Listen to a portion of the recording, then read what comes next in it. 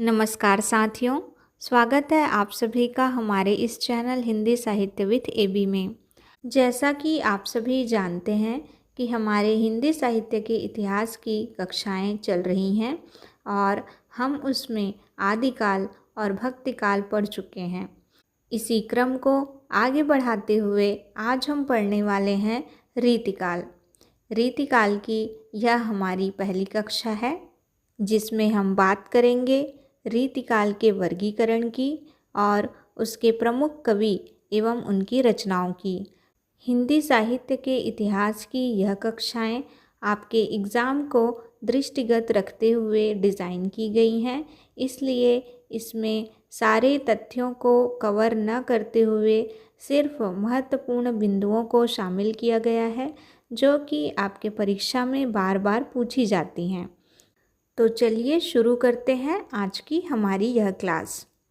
सबसे पहले हम देख लेते हैं कि आचार्य रामचंद्र शुक्ल ने अपने हिंदी साहित्य के इतिहास ग्रंथ में रीतिकाल का समय खंड क्या माना है। यह माना है संवत 1700 से संवत 1900 तक। जैसा कि पूर्व की कक्षाओं में बताया जा चुका है कि संवत को यदि हम सन या ईस्वी में कन्वर्ट करना चाहते हैं, बदलना चाहते हैं, तो हम उसमें -57 अर्थात 57 घटा देते हैं। तो इस तरह ईस्वी में आपका रीतिकाल का समय हो जाएगा 1643 ईस्वी से 1843 ईस्वी तक। तो यह समय आपको याद रखना है। रीतिकाल को 3 प्रकरणों में बांटा गया है। पहला प्रकरण है सामान्य परिचय, प्रकरण 2 है रीति ग्रंथकार कवि और प्रकरण 3 है रीतिकाल के अन्य कवि। इसके पूर्व की कक्षाओं में हमने देखा था कि भक्तिकाल को 6 प्रकरणों में बांटा गया है और आदिकाल में 4 प्रकरण हैं। तो इस तरह से कौन से काल में कितने प्रकरण हैं यह आपको याद रखना है और हो सके तो उनका नाम भी याद रखना है। पहला प्रकरण तो आपका सामान्य परिचय ही रहेगा और अंतिम प्रकरण में फुटकल रचनाएं आपकी आती हैं आदिकाल और भक्तिकाल में। जबकि रीतिकाल में चूँकि 3 ही प्रकरण हैं तो रीति ग्रंथकार कवि प्रकरण 2 है और प्रकरण 3 है रीतिकाल के अन्य कवि, अर्थात इसमें कवियों का ही परिचय दिया गया है। अब हम देख लेते हैं रीतिकाल के साहित्य का वर्गीकरण कि रीतिकालीन काव्य को कितने भागों में बांटा गया है। तो कितने भागों में बांटा गया है? 4 भागों में। पहला है रीतिबद्ध काव्य, दूसरा रीति सिद्ध काव्य, तीसरा रीति मुक्त काव्य और रीति इतर काव्य। रीति इतर काव्य को पुनः 3 भागों में बांटा गया है, वीर काव्य, नीति काव्य और भक्ति काव्य। और भक्ति काव्य को जैसा कि भक्ति काल में विभाजित किया गया था, सेम वही विभाजन यहाँ भी है। भक्ति काव्य का निर्गुण और सगुण, फिर निर्गुण में आपके संत और सूफी काव्य और सगुण में राम और कृष्ण काव्य। अर्थात रीतिकाल में भी राम और कृष्ण काव्य, संत और सूफी काव्य लिखे गए हैं। भले ही इनकी संख्या कम है, किंतु ऐसे कवि भी हुए हैं जिन्होंने राम कृष्ण का वर्णन किया है। रीतिकालीन काव्य के विभाजन को लेकर के कुछ विवाद हैं। आचार्य विश्वनाथ प्रसाद मिश्र ने लक्षण ग्रंथ लिखने वाले कवि आचार्यों को रीतिबद्ध तथा लक्ष्य ग्रंथ लिखने वाले कवियों को रीति सिद्ध कहा है। तो आपसे पूछा जा सकता है कि आचार्य विश्वनाथ प्रसाद मिश्र के अनुसार रीतिबद्ध कवि से क्या आशय है। तो आप बताएंगे लक्षण ग्रंथ लिखने वाले कवि आचार्यों को रीतिबद्ध कहा जाता है। तो अब आपके मन में यह प्रश्न आ रहा होगा कि लक्षण ग्रंथ किसे कहते हैं। लक्षण ग्रंथों से तात्पर्य ऐसे ग्रंथों से है जिनमें रस, छंद, अलंकार आदि काव्यांगों के लक्षण बताए जाते हैं। इसका उद्देश्य काव्य की शिक्षा देना होता है। तो इस तरह से ये कहलाते हैं हमारे लक्षण ग्रंथ। और अब हम बात कर लेते हैं हमारे दूसरे कवि यानी रीति सिद्ध कवियों की। तो लक्ष्य ग्रंथ लिखने वाले कवियों को रीति सिद्ध कवि कहा जाता है और लक्ष्य ग्रंथ वे होते हैं जो काव्य लक्षणों या काव्य सिद्धांतों के अनुसार लिखे जाते हैं। तो मुझे उम्मीद है कि आपको लक्षण ग्रंथ और लक्ष्य ग्रंथ दोनों समझ में आ गए होंगे। साथ ही रीति सिद्ध और रीतिबद्ध कौन से कवि कहलाते हैं वह भी समझ आ गया होगा। अब हम देखते हैं डॉक्टर नगेंद्र ने अपना क्या मत दिया है। डॉक्टर नगेंद्र ने लक्षण ग्रंथ लिखने वाले कवियों को रीतिकार या आचार्य कवि कहा है। उनकी दृष्टि में रीतिबद्ध कवि वे हैं जिन्होंने रीति ग्रंथों अर्थात लक्षण ग्रंथों की रचना न करके काव्य सिद्धांतों या लक्षणों के अनुरूप काव्य रचना की है। इस प्रकार आचार्य विश्वनाथ प्रसाद मिश्र ने जिन कवियों को रीति सिद्ध माना है, डॉक्टर नगेंद्र ने उन्हें रीतिबद्ध कवि कहा है। अर्थात आचार्य विश्वनाथ प्रसाद मिश्र ने लक्ष्य ग्रंथ लिखने वाले कवियों को रीति सिद्ध कहा था, तो उन्हें ही डॉक्टर नगेंद्र जो है रीतिबद्ध कवि कहते हैं। जबकि आचार्य विश्वनाथ प्रसाद मिश्र ने लक्षण ग्रंथ लिखने वाले कवियों को रीतिबद्ध कहा था, तो उन्हें डॉक्टर नगेंद्र जो है रीतिकार या आचार्य कवि कहते हैं। तो इस तरह से रीतिकाल के अध्ययन में सामान्यतः आचार्य विश्वनाथ प्रसाद मिश्र के विभाजन का ही अनुसरण किया जाता है। तो चलिए अब बात कर लेते हैं हमारे रीतिबद्ध काव्यों की और उनके प्रमुख कवियों की। यहाँ पर मैंने रचनाकार और उनकी रचनाओं के लिस्ट रखे हैं और इसमें जो हाइलाइटेड हैं वो आपके एग्ज़ाम में पूछे जा चुके हैं, सही सुमेलन में या फिर नॉर्मल क्वेश्चन में। तो आप इसे ध्यान से पढ़िएगा और इनकी रचनाओं को याद रखने का प्रयास कीजिएगा।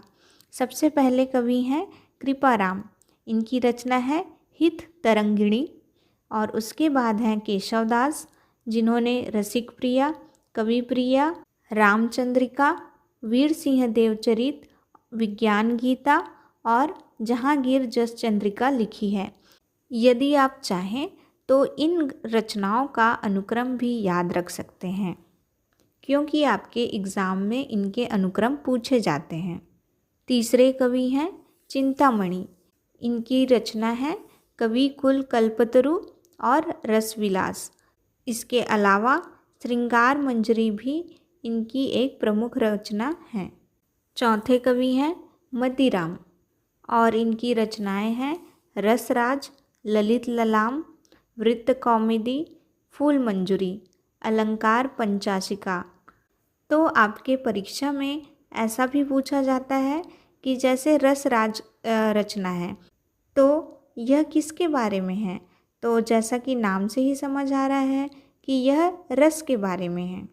इसी तरह अलंकार पंचाशिका, तो यह अलंकार के बारे में है। लेकिन आपके जैसे ललित ललाम है, वृत्त कौमुदी है, फूल मंजरी है, तो यह आपको जैसे समझने में और गेस करने में प्रॉब्लम होगी कि यह किसके बारे में बात की गई है या किसके बारे में रचना है। तो ऐसे चीज़ों को हम आगे अभी देखने वाले हैं। इसके बाद आपके कवि हैं भूषण। इन्होंने शिवराज भूषण, शिवा बावनी और छत्रसाल दशक लिखी है। हमारे अगले कवि हैं कुलपति मिश्र, जिनकी रचना है रस रहस्य और संग्राम सार। अगले कवि हैं सुखदेव मिश्र। रचना है रस रत्नाकर, रसार्णव, अध्यात्म प्रकाश, वृत्त विचार, छंद विचार। फिर है महाराज जसवंत सिंह। ये इम्पॉर्टेंट है, आपके एग्ज़ाम में पूछे गए हैं। भाषा भूषण और प्रबोध चंद्रोदय। फिर अगले कवि हैं देव। इनकी भी रचनाएं आपको कई बार एग्ज़ाम में पूछी गई हैं। भाव विलास, अष्टायाम, जाति विलास, प्रेम चंद्रिका, शब्द रसायन, सुख सागर तरंग, राग रत्नाकर, देवचरित्र, देवमाया प्रपंच और देव शतक, जिसे वैराग्य शतक भी कहते हैं। देखिए, देव शतक, देवचरित्र, देवमाया प्रपंच, यह तो आप आसानी से याद रख सकते हैं कि ये देव ने लिखी है। लेकिन आपके जैसे राग रत्नाकर है तो ऐसे ही रत्नाकर वाले वर्ण रत्नाकर, तो इस तरह के सिमिलर जो शब्द वाले हैं उनकी रचनाओं को आप एक जगह नोट करके रख लीजिएगा ताकि आपको परीक्षा में कन्फ्यूज़न ना हो। हमारे अगले कवि हैं तोष निधि, जिन्होंने सुधा निधि लिखी है।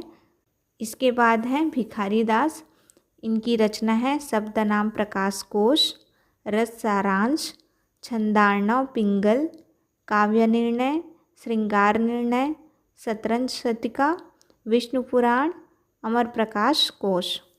तो इस तरह इन्होंने 2 कोश लिखे हैं, शब्दनाम प्रकाश कोश और अमर प्रकाश कोश। इसके बाद अगले कवि हैं रसलीन, इन्होंने अंग दर्पण और रस प्रबोध लिखा है।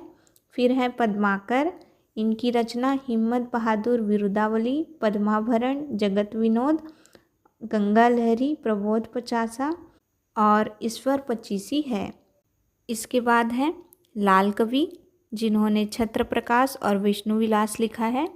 फिर है प्रताप शाही, व्यंग्यार्थ कौमुदी और काव्य विलास लिखा है।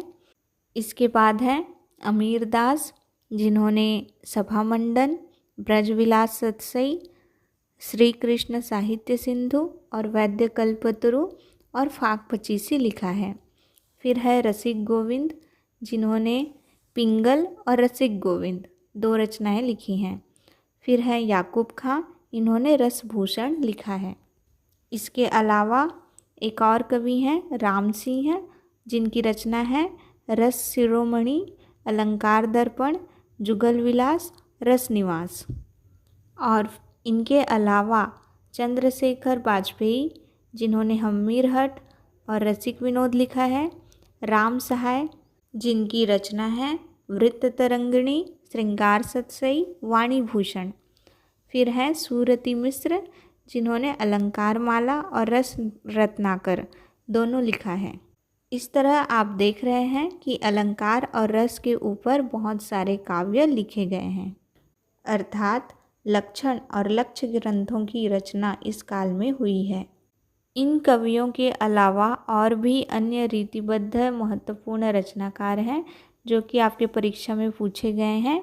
वे हैं श्रीपति, जिन्होंने काव्य सरोज, कवि कल्पद्रुम, रस सागर, अनुप्रास विनोद, सरोज कलिका, अलंकार गंगा इस तरह की रचनाएं लिखी हैं। और फिर है रसिक सुमति, जिनकी रचना है अलंकार चंद्रोदय। और इसके बाद भूपति, जिनकी कंठाभूषण, रस रत्नाकर।